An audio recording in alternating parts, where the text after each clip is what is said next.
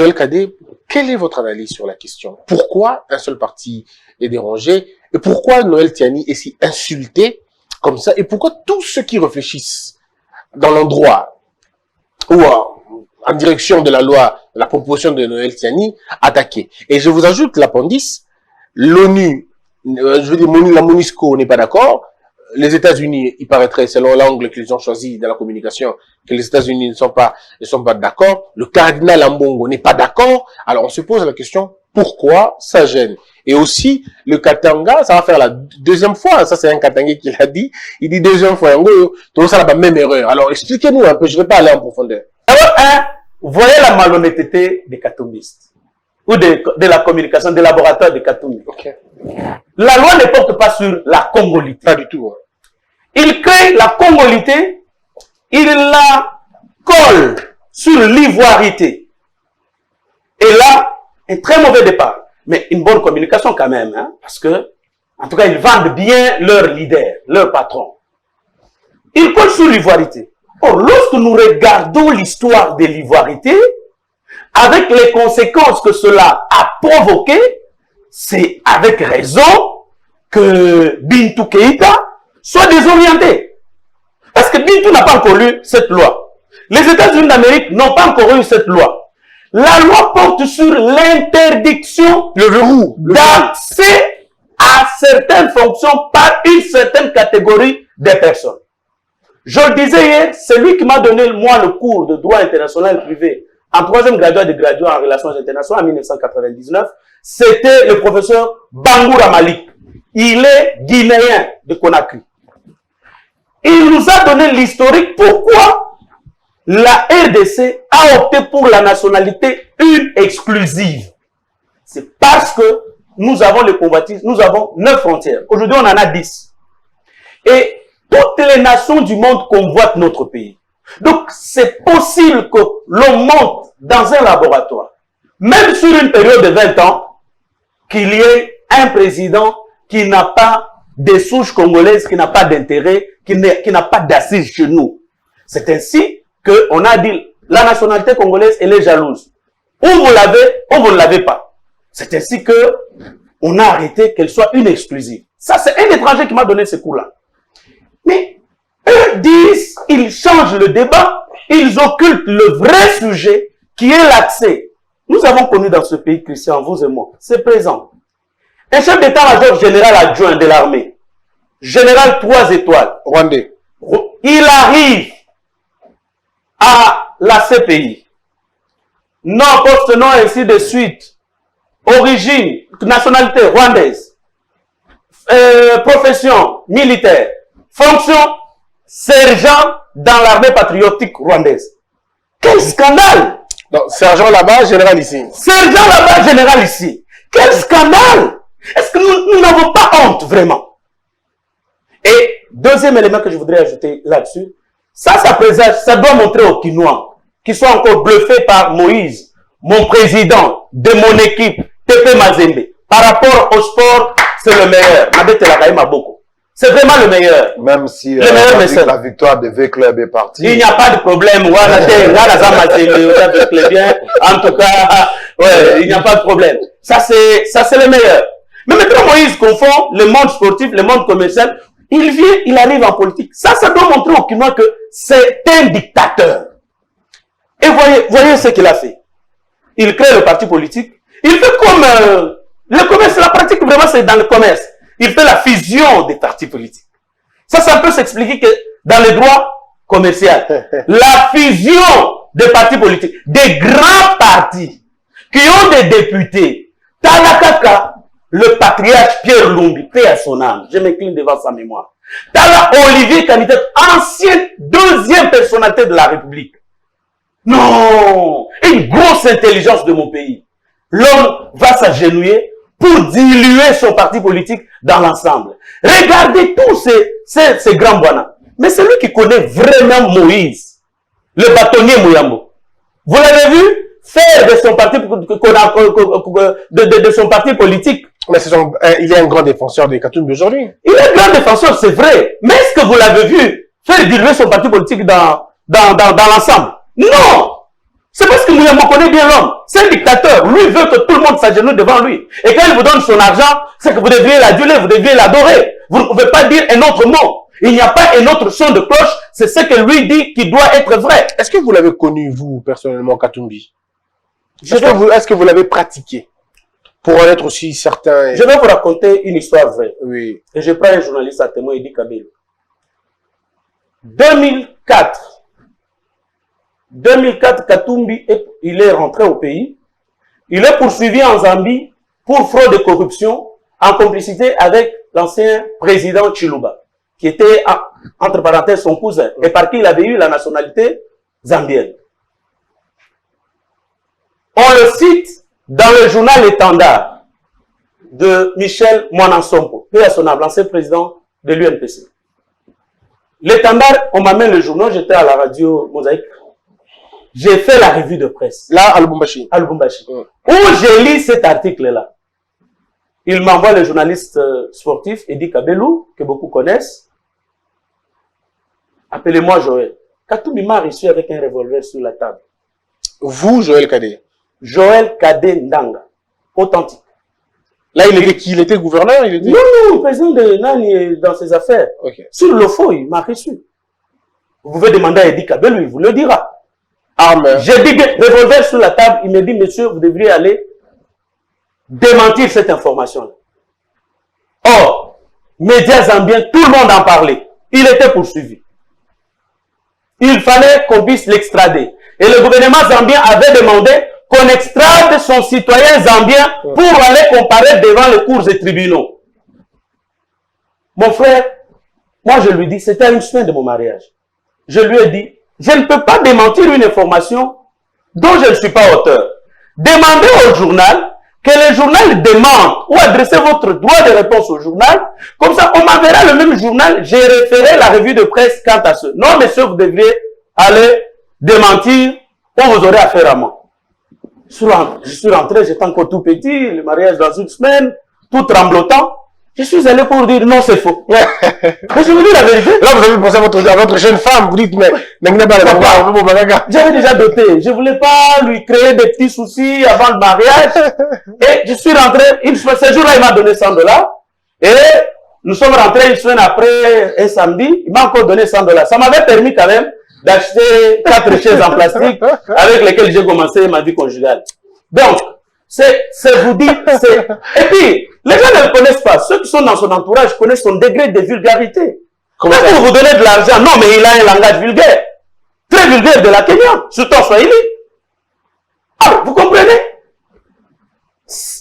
Moi je ne sais pas pourquoi les Congolais ne lisent pas. Pourquoi on ne peut pas lire, ne fût-ce que Katumba manqué? Ah, donc, dans ma part de vérité. Ma part de vérité, mais il présente, il décortique, il présente les portraits Katumbi.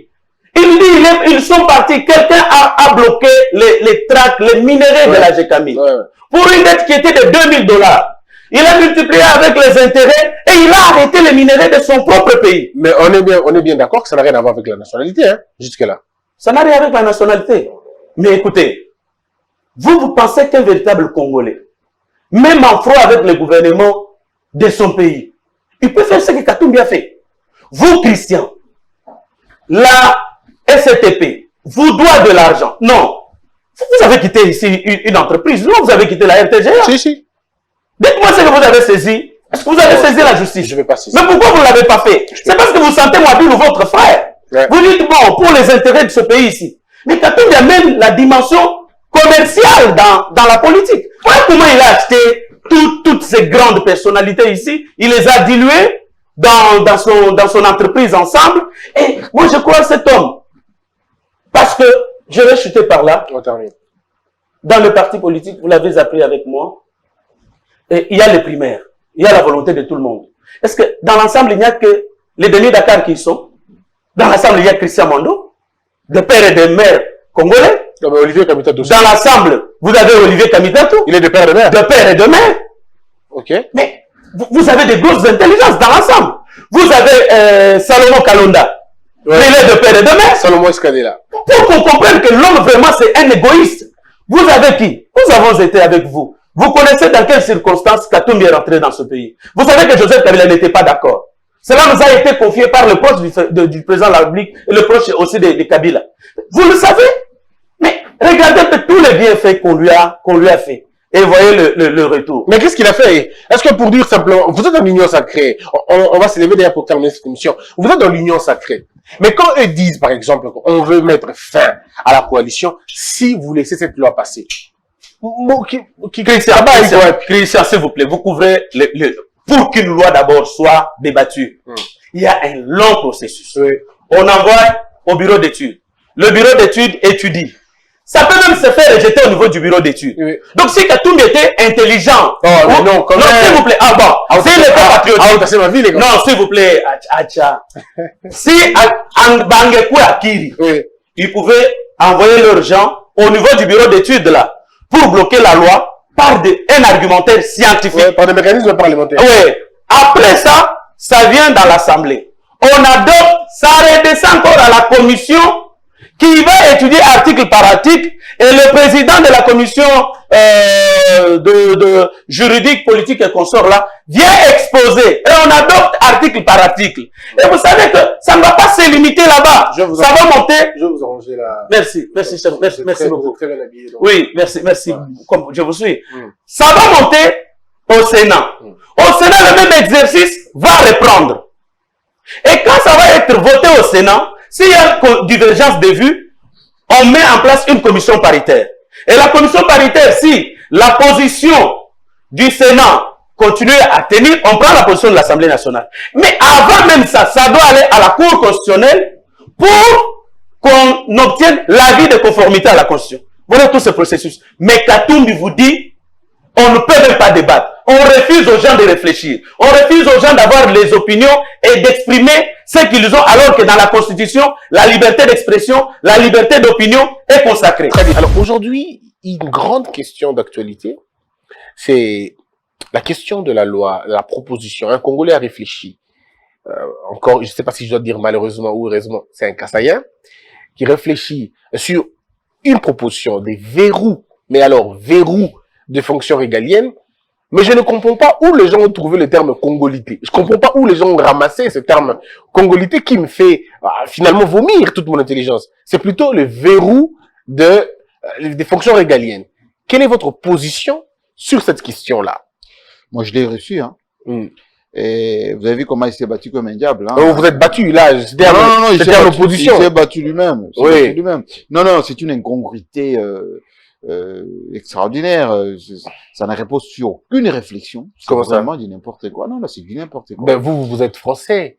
Vous avez vécu en France. Oui, d'accord. Oui. Alors, est-ce que vous pouvez devenir président français? Bien sûr. Bien sûr. Vous pouvez le devenir. Mais Sarkozy était bien président français. Qui est Sarkozy? Oui, Nicolas. Mais Sarkozy est né où? Il a grandi où? Sarkozy, il est hongrois. Mais il est né où? Même s'il est né en France, il est hongrois. Mais il a grandi Des parents hongrois. Le pâle Sarkozy a grandi où?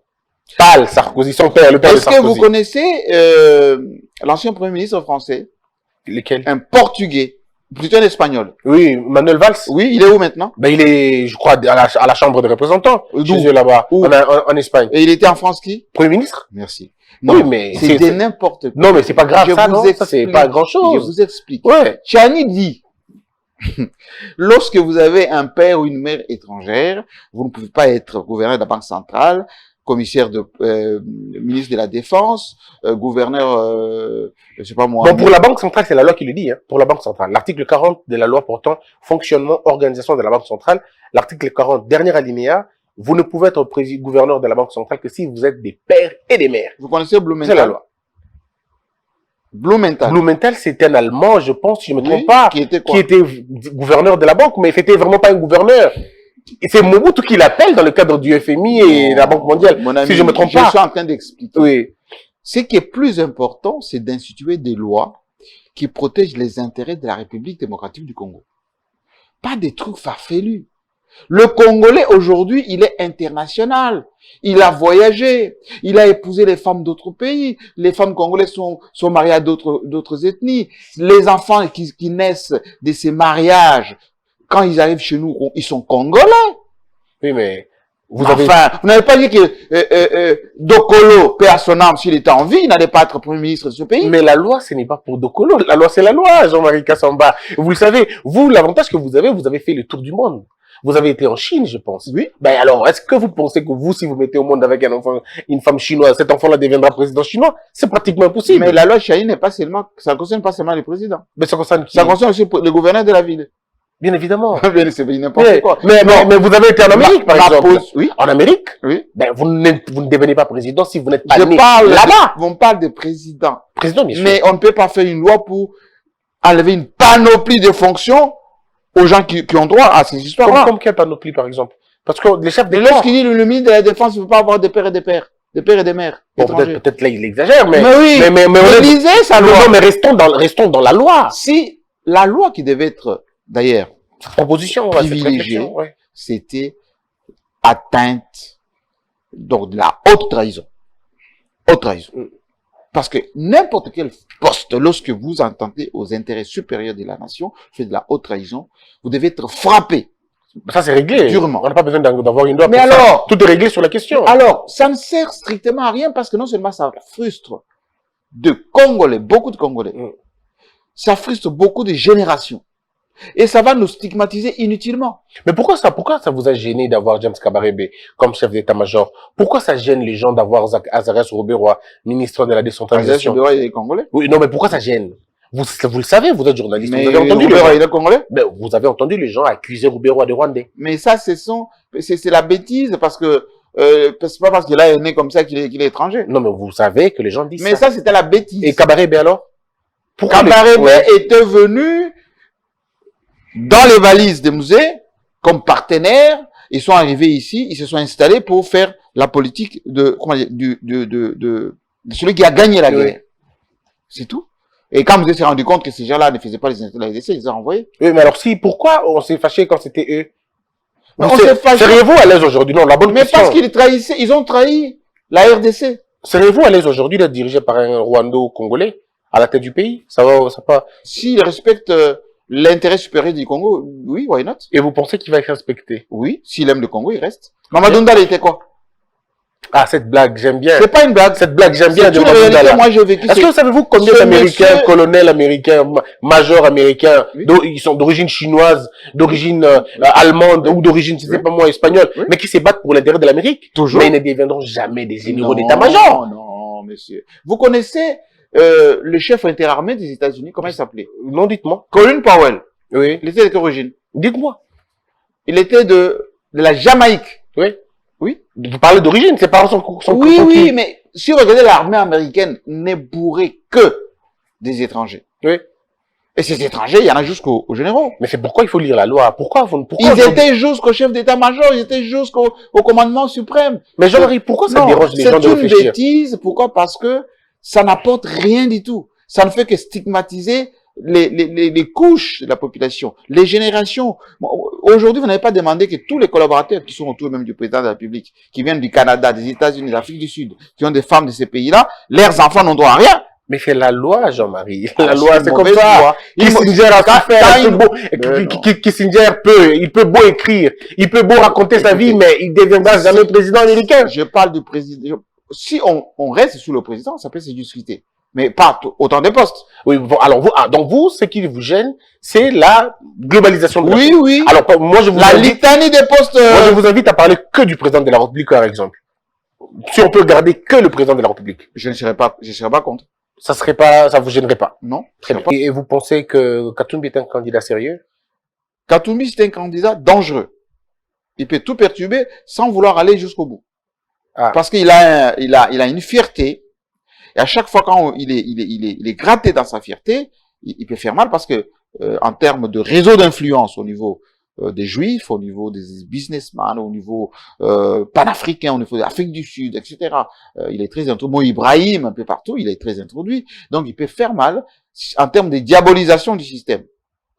Parce que s'il actionne ces réseaux de médias internationaux sur la RDC, les Kabila ont minimisé ces côtés-là, et Kabila et Katumbi avaient la stature d'opposants, alors qu'il n'avait pas encore proposé l'offre politique. Il est poursuivi en Zambie pour les détournements ou la vente des armes. Et c'est pour cette raison qu'il a eu des problèmes avec Mouzé Laurent Désiré Kabila. Parce que on le soupçonnait de collaborer avec les Rwandais dans la guerre contre la RDC par le trafic d'armes. Et le journal Étendard a repris, a mené ses enquêtes. Il est allé jusqu'en Zambie. Je me rappelle, il y avait un nom là. Non, ce n'est pas Kisungukas. Kisungukas, c'est d'Africa News. Il y avait un pseudo là qui était très fort dans le journal Étendard et qui avait publié cette information-là. L'honorable bâtonnier, le bulldozer du Katanga, Jean-Claude Mouyambo Kiassa, était à l'époque avocat de l'honorable Moïse Katumbi Tchapé. Alors président du TP Mazembe, il n'avait pas d'ambition politique à l'époque. Il était dans ses affaires et dans le sport. Il était aux États-Unis d'Amérique. Il a contacté la rédaction par Franck Famba. Et on a envoyé le droit de réponse. Et c'est ce droit de réponse-là, bien que nous soyons démentis nous-mêmes, parce que j'étais à un pas de mon mariage, que nous avons relayé plusieurs fois. Et je vous dis, la première fois que nous sommes allés, Dieu que je sers, le sait, Moïse Katumbi m'a donné $100, il a donné $100 à mon frère. Et la deuxième fois, il m'a donné $100, il a donné $100 à mon frère. Et nous sommes partis. Le maître de l'action de tout ce qui se passe dans la salle, c'est Moïse. Et il l'a même dit, devant le micro de mon confrère, pour dire, quand il y a un problème, s'il ne me prend pas au téléphone, je saute vite dans l'avion, first class, je pars, il arrête, et nous rentrons à Kinshasa, on opère. Oui, mais ça on a entendu. Mais ça veut dire que... Ouais, c'est le maître d'action, lui ne parle pas. Bon, je sais que peut-être, je peux pas, c'est le Seigneur qui l'a créé ainsi. Il n'est pas loquace, il n'est pas très éloquent, mais c'est un harangueur de foule, c'est vrai. Mais pour parler les médias comme ça, du combat très fort, non. Il sait qu'il a des petits, excusez-moi le mot, des agents, des serviteurs, pour ne pas dire esclaves, qu'il peut téléguider pour agir dans un sens comme dans un autre. Alors, dans des termes simples, on va continuer. Est-ce que vous pensez que Moïse Katumbi est véritablement dangereux? Non, d'abord, c'est que quand lui c'est un Dieu, il ne faut jamais parler de ce qu'il fait du mal. Et quand vous parlez du mal, il téléguide ces gens pour venir vous faire du mal. Tenez. Vous faire du mal, vous dites? Pour faire du mal, je dis bien. Du mal au sens? Au sens du mal, s'il vous plaît. Tuer? Au sens du mal, j'ai dit Christian. Est-ce que Moïse Katumbi peut tuer quelqu'un? Écoutez, je vous donne. Faire tuer quelqu'un. Je vous donne les faits. Je vous donne les faits. Okay. Le premier cas, c'est celui dont je vous ai parlé, mon cas personnellement. Et on l'a arrangé, et depuis lors, c'est terminé. Ceux qui l'ont fait revenir ici au Congo, c'est le pasteur Ngoïmou Lunda et l'actuel gouverneur, jusqu'à preuve du contraire, de la province du Lualaba, Richard Mouyej Manguez-Mans. Il rentre, il est accueilli de retour de son exil pompeusement. De quel exil? Le premier ou le deuxième? Le premier. D'accord. Là où il était soupçonné d'être de connivence avec le rebelle dans le trafic d'armes, ainsi de suite, pour lequel, avec Mouzé Laurent Désiré Kabila, ça ne passait pas. On a arrangé la chose, on a revu le président de la République, Joseph Kabila, on a vu le patriarche paix à son âme, Augustin Katouma Manké, il est rentré. Et comme il nage plus dans la victimisation, il sait bien le faire. Il y a la carrière de Kabasele. C'est lui qui a fait les pousses café. L'homme est allé ravir cette carrière-là. En quel terme? Il a chassé les gens et il l'a traité de Kassai. Et tous ceux qui étaient dans la mine, dans la carrière, ont été chassés. L'homme a piqué une prise et Kabasele est mort. C'est le dossier de Kadumbo. Kadumbo a longtemps parlé de M. Kabasele. C'est pas, donc c'est une vraie histoire de la mine. Non, le problème c'est quoi? Vous qui moi vous connaissez l'argent de Moïse, vous ne connaissez pas l'homme. L'homme en dehors de son argent, il n'y a rien d'autre. Et on arrive en 2007, il est élu gouverneur. Et pendant qu'il est élu gouverneur, il avait des challengers, notamment Mouyambo, Papa Van Okiboko, l'homme qui m'a fait beaucoup de bien et qui m'a fait partir pratiquement de Lubumbashi sur le point de pied, qui m'avait donné en plein jour 5 billets d'avion. Quand j'ai eu le premier problème, nous avons été agressés avec l'éditeur du journal Cocorico, et là, j'avais dénoncé. Qui vous avez agressé? La mafia, les 100%. C'était devant la fête, sur l'avenue Kassai Coin Tabora. Les journalistes le savent. J'ai de la publié, vous pouvez aller consulter le rapport de jeu de 2004, on va vous le dire. De 2008, on va vous le dire. Nous sommes partis avec René Kawela, éditeur du journal Le Cocorico, paix à son âme. Tout le monde le sait. On a organisé pratiquement sa fuite, on a changé son nom, il est parti par Mbujimai, et moi, j'ai vu Papa Vano. Papa Vano devait passer également gouverneur, c'était le grand. Mais les gens de Moïse sont allés pratiquement manifester devant Ewabora, dont il était directeur provincial. Et il était en insécurité à l'époque. Jusqu'à ce qu'ils vont s'entendre, ils vont, non, c'est mon neveu, allez, je me retire, et lui passe, et il était avec le professeur Théodore Ngoï. Et ils sont restés, il a gagné 95%. La première fois qu'on interpelle ces deux ministres,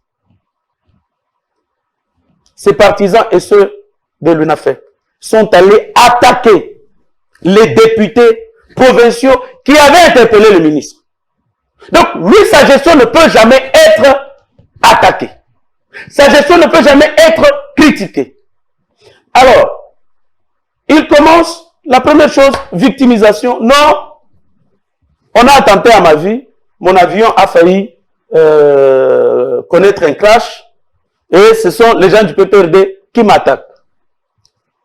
Il va atterrir par Lusaka, et puis revenir le lendemain, ça sera du boucan. La méfiance s'installe entre lui et les cadres du PPRD. Et le bâtonnier Mouyambo, qui était candidat, et qui avait cédé, et qui a donné son vice-gouverneur, M. Mumbagama, pour être ministre de mines dans son gouvernement, il va se révolter. Parce que ce qu'il s'était entendu au départ, ce n'était pas ce qu'il voyait, parce que l'homme avait installé le conflit d'intérêts dans tous les domaines du Katanga. Alors là, vous faites des révélations. Je vous dis dans tous les domaines. Écoutez, moi j'ai étudié avec des amis à Lubumbashi qui ne vivaient que de la fabrique de la braise. Et comment on fabrique la braise à Lubumbashi? Vous voyez, il y a les termitières. On casse ces termitières-là, ils vont en brousse, ils cassent le bois, ils font les briques, ils vendent ces briques et ils s'auto-prennent en charge. L'homme va vendre même la brique, même la crème ici. Non, c'est pas vrai. Moïse a vendu la crème? S'il vous plaît, Christian. Dans tous les domaines, là où il pouvait laisser, tout Katangé qui a pu émerger, il l'a cassé. Siméon Tshisangamana est venu un jeune de moins de 30 ans, je crois, à l'époque, ou de moins de 40 ans. Il a commencé une entreprise. Moïse l'a étouffé. Comment ça? Mais comment vous avancez? Comment vous essayez d'asseoir cet argumentaire? Mais je vous dis que tous les opérateurs, écoutez, quiconque vient pour s'épanouir au Katanga, il le casse. Quiconque voulait émerger, il le casse parce qu'il voulait être le seul devant qui on doit se cliner, devant qui on doit s'agenouiller. Pourtant, au Katanga, il y a beaucoup de comment on dit, de Muntu, ceux qui ont un peu de moyens, de Bouana. Yebsanganan. Qui? Citez-moi deux noms. J'en connais pas beaucoup, mais en tout cas. Mais c'est pour vous dire. Non! Je vous dis. Demandez à tous les opérateurs économiques du Katanga, ils vont vous le dire. Les gens commencent beaucoup plus à émerger à son absence. La farine. Il y avait des mamans qui ne vivaient que de l'achat et de la vente de la farine. Ils allaient en Zambie, ils achètent en détail, ils viennent vendre. Dont ma belle-mère. Moïse a cassé ça pour que lui seul vende la farine. Les médias, il avait promis la promotion des médias au Katanga. Ce ne sont pas les journalistes du Katanga qui vont nous contredire. Et nous avons affronté cette gestion-là avant le bulldozer, Jean-Claude Mouyambo.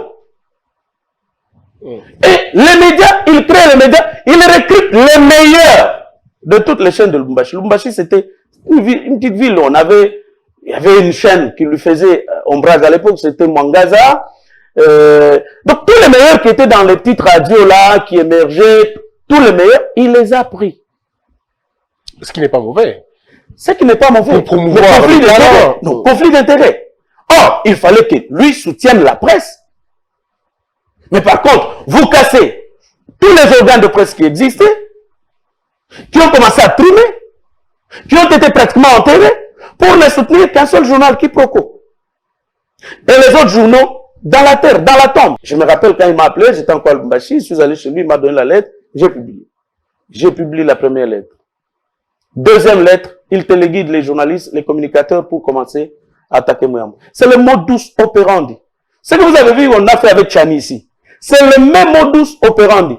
Si moi là aussi j'avais même un enfant abandonné, ou laissé ailleurs, ou une concubine, on me l'aurait fabriqué. Et peut-être même bientôt là, on pourra même la fabriquer. Parce que ça, c'est ça son mode opératoire. Est-ce que c'est un homme conciliant? Et vous avez vu, nous avons été avec vous avec une source d'information qui nous a parlé de quelle manière l'actuel président de la République a négocié son retour. Et que le président de la République, le sortant, Joseph Kabila Kabange, il lui a dit au président de la République, j'étais avec vous, Christian, vous n'allez pas le nier. Vous n'allez pas aussi faire le démentir. Allez-y, ça vous engage. Oui, ça m'engage. Oui. Nous étions avec vous. Même avec quelques confrères, Peter Tiani et consorts, mon confrère Serge Kabongo, nous étions avec... Un peu faire des démentis. Mais la vérité restera vérité. Et de toutes les façons, je suis faillible, je commets les péchés, mais il y a des péchés que je ne commets plus jamais. C'est le mensonge, parce que je ne sais pas être en contradiction avec ma conscience, avec mes convictions. Qu'est-ce qui arrive? On nous dit ceci, exactement en face de nous.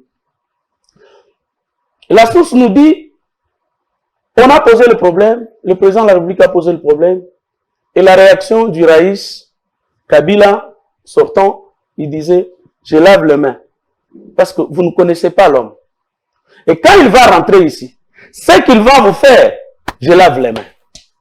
Ça, Joseph l'a dit. Mais le président Félix Antoine Tshisekedi a dit, en tout cas, moi, je tiens à ce qu'il rentre, qu'il obtienne son passeport, qu'il puisse, qu'on arrête les poursuites en justice. Et c'est ce que son frère a fait. Mais regardez quand l'homme est rentré. Et ce qui était l'indignation de notre source. La source a dit quoi exactement? La source dit, depuis qu'il est rentré, pas même un merci. Oh, merci quand même, mon frère. Bon, on peut dire qu'il manque de l'argent comme il est allé à Kachobo. Il manque même un SMS à son frère qui s'est dit, merci mon frère pour tout ce que tu as fait. Il ne l'avait jamais fait. Mais est-ce que si Katumbi parle avec Félix Tshisekedi, est-ce qu'on le saura? En tout cas, de cette source-là, je suis sûr que ce qu'elle disait est vrai, authentique. Katumbi, vous pensez qu'il est ingrat? Mais avoir tout simplement ce qui vient d'arriver. Regardez tout simplement ce qui vient d'arriver. Même, non, je ne voudrais pas parler de l'actuel. Je voudrais parler de son avocat. C'est lui qui a fait ça. Pour qu'il recouvre ses droits à la Gécamine. Comment a-t-il remercié Mouyambo? Mais il y a eu un conflit avec Mouyambo à un moment donné. Il n'y a pas eu de conflit. Mouyambo, tout simplement. Vous savez, il y a des hommes au Katanga qu'il faut respecter. C'est Jean-Claude Mouyambo. On peut l'insulter, il a ses défauts, c'est vrai. Il est faillible, c'est vrai. Mais c'est un courageux, il est d'un courage exceptionnel. Même mon grand frère ici, de la Likoff, Oscar Rachidi, mais ce sont des gens très courageux, d'un courage exceptionnel. Même quelqu'un comme mon grand frère, qui est ministre, ce sont des gens d'un courage exceptionnel. Mouyambo a constaté que ça ne va pas. Il a approché son frère, ça ne va pas. Allez, comme vous ne m'entendez pas, c'est comme ça qu'il a commencé avec les lettres ouvertes. Et vous voyez que la différence, peut-être vous n'avez jamais été avant à la célèbre résidence du Falco. Quand vous y arrivez, à l'époque, 2002, 2003, 2004, vous arrivez chez Mouyambo, demandez à l'éditeur Pierre Youla du journal Grand Débat, Le Débat. Mais, vous arrivez chez Mouyambo, il dit, mais toi, Joël, est-ce que tu as déjà mangé le wa? Je dis, allez, on arrête ça, on tue, allez, tu manges. Mais cette célèbre résidence a été incendiée. Attendez 2 secondes. On a incendié la résidence de Mouyambo? Ça, on a appris. Est-ce que c'était à par cette portée-là? Mais je vous dis, il a été incendié. La résidence de Mouyambo, c'est un homme qui aime la nature. Donc, il y avait toutes sortes d'oiseaux qui ont été pillés. Tous ces véhicules qui ont été brûlés. Moi, quand je le vois vivant, non, mais moi, je trouve que c'est un homme exceptionnel parce que... Pourquoi ça a été brûlé? Thierry Michel arrive à Lubumbashi, il menait ses enquêtes, il a vu Mouyambo, il lui a accordé une interview sur ses lettres. Il dit, mais Mouyambo, vous êtes jaloux de votre frère? Il dit, parce qu'il est populaire. Mouyambo dit, non, il faut discerner le populisme des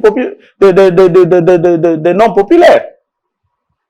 Et un des caméramans qui aidait Thierry Michel, que je connais, va prendre cette vidéo pour la faire arriver chez Moïse le même jour. Et il anticipe avant que Thierry Michel n'ait monté ces images pour la balancer dans tous les médias du Katanga. Et là, il a surexcité tous les 100% qui sont descendus chez Mouyambo pour brûler. Tout simplement parce qu'il a dit que il faut distinguer le populisme et la notoriété. Papa. Juste cette phrase? Mais la vidéo est là. La vidéo existe. Non, mais est-ce qu'il y a juste cette phrase ou il y a eu des critiques parfois qui sortaient de la ligne? Non, les critiques de Mouyambo, papa, les lettres de Mouyambo sont là. Elles sont vivantes. Hein? Elles sont vivantes.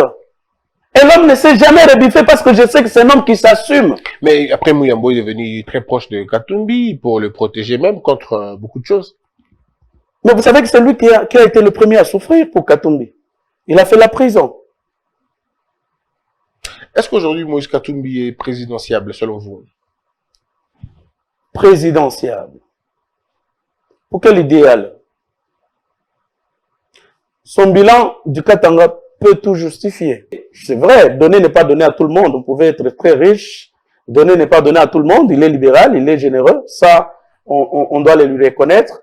Mais et croire qu'il a une vision, qu'il a un idéal pour ce pays, je ne crois pas. Mais il a réussi une équipe de football, le tout-puissant Mazembe, qui est l'une des meilleures équipes d'Afrique. Il a réussi à vendre son image au niveau international. Aujourd'hui, Moïse Katumbi est plus que connu à l'étranger. Il a su faire la communication de Martin Fayulu en 2018.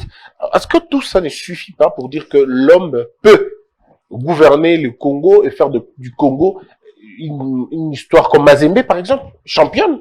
En tout cas, du côté sportif, c'est le meilleur des dirigeants sportifs. En tout cas, c'est le meilleur mécène. Ce côté-là, en tout cas, je m'incline, chapeau bas. Mais dans la politique, Moïse vient avec des méthodes pratiquement économiques. C'est la fusion, c'est le rachat. Ça ne s'applique qu'en droit économique. La fusion, regardez les grands partis politiques qui ont été fusionnés ici. Des grands noms qui ont été réduits en porteurs de mallettes. Et ça, il en est capable. Et quiconque vient à côté de lui doit s'agenouiller. Personne ne peut être au-dessus de lui. Il doit être adulé de tous. Il doit contrôler tout le monde.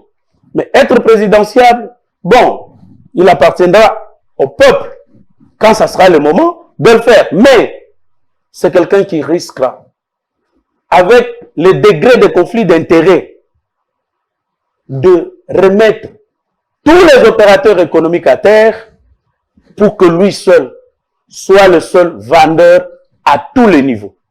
Et même le média national, il est capable de l'acheter et le mettre à son propre service. Et puis, l'atout de Katumbi, c'est quoi? Non, c'est un homme qui connaît l'importance des médias et des journalistes. En tout cas, ça, il le sait. Il était au Katanga. Tout ce qu'il faisait là, qui n'était accepté que dans les petits milieux, tous les intellectuels katangais à l'époque, vous ne pouvez pas aller dans une crème là et vous trouvez quelqu'un qui acclame l'homme. Non. Mais, ici à Kinshasa, il avait pris pratiquement 2 médias. Et c'est chaque matin, chaque midi, chaque soir que l'on chantait aux réalisations des œuvres de Moïse. Mais comment est-ce qu'on ne va pas accepter un tel homme? Donc, il sait se vendre dans les médias. Donc, et aujourd'hui, les libéraux, même au niveau de l'Europe, tous les médias francophones, il les a pratiquement pris en charge. Et il est capable d'engager les moyens dans le lobby au niveau international pour garder sa cote en hauteur. Et il l'a fait. Et aujourd'hui, au niveau des États-Unis, il a engagé un lobby pour que l'on parle de lui. Oui, mais ça c'est normal. C'est normal, c'est un homme politique. C'est de la bonne. Ouais, Il veut faire ça. C'est pourquoi j'ai dit. Image. Mes amis ont tourné les images. Je vous disais, vous m'avez interrompu. Nous étions avec Madame Élysée à l'université. J'étais avec mon professeur Kadoni Ngouya Kapalaingu. Mon frère Perrault m'appelle. Joël, tu es où? Je dis, je suis au campus. En tout cas, revenez vite. On est rentré très vite. Et non, on doit aller quelque part. Nous allons où? Je ne savais pas. Bon, on arrive à la ferme. On commence par la minoterie. Il n'y a pas de courant. On nous accorde l'interview. On nous parle de là. On arrive à la ferme. Bon. Et ce que je dis, je ne vois pas d'incohérence dans ce que je dis. Quand vous voyez un individu seul faire une ferme de cette taille-là, alors que nous avons Zubukangalonzo ici avec plus de 300 millions de dollars, et ça n'a rien produit, n'y a-t-il pas lieu de louer une action comme celle-là? En quoi y a-t-il une contradiction? Ai-je loué quelqu'un? Parce que ce que j'ai dit corrobore exactement avec l'actualité telle qu'elle s'est déroulée. En tout cas, j'ai pas dit qu'il était Dieu. J'ai pas dit qu'il est créateur. Et par la suite, d'ailleurs, je vais apprendre que c'est une ferme d'une société à 70% des droits sud-africains. Bah, là, on n'est pas si sûr. Hein. Est-ce que vous êtes sûr? Moi, je vous dis ceci. C'est une société de droits sud-africains. Et c'est le Sud-Africain qui a 70% dans cette ferme-là de Futuka. Alors, je voudrais revenir avec vous, Joël Kadé. On va terminer l'épisode Katumbi parce que c'était ça le principal sujet de l'émission d'aujourd'hui. Je voulais vraiment que vous puissiez nous dire qui est Moïse Katumbi selon vous, le Katumbi selon votre conception, comment vous l'avez connu, ses origines et l'origine de sa fortune. Bon, Moïse Katumbi, c'est... Katebe nous l'a dit, c'est le fils de Papa Soriano qui était venu pour vendre du poisson à la Gécamine. Vous savez qu'à l'époque, la Gécamine avait un côté développement et au niveau de la Gécamine devait s'autosuffire. Ceux qui sont dans la production, dans l'exploitation, les développements devraient fournir. Et il y avait le marché. Ils sont venus au Katanga, terre hospitalière, on les a accueillis, ils ont commencé à vendre du poisson. Ce sont des commerçants, des excellents commerçants, ça il faut le reconnaître. Depuis son enfance, il a étudié, comme on l'a toujours dit, si c'est à Kachobo, quelque chose comme ça, il a fini, il est diplômé d'État, selon ce qui se dit. Et après, moi,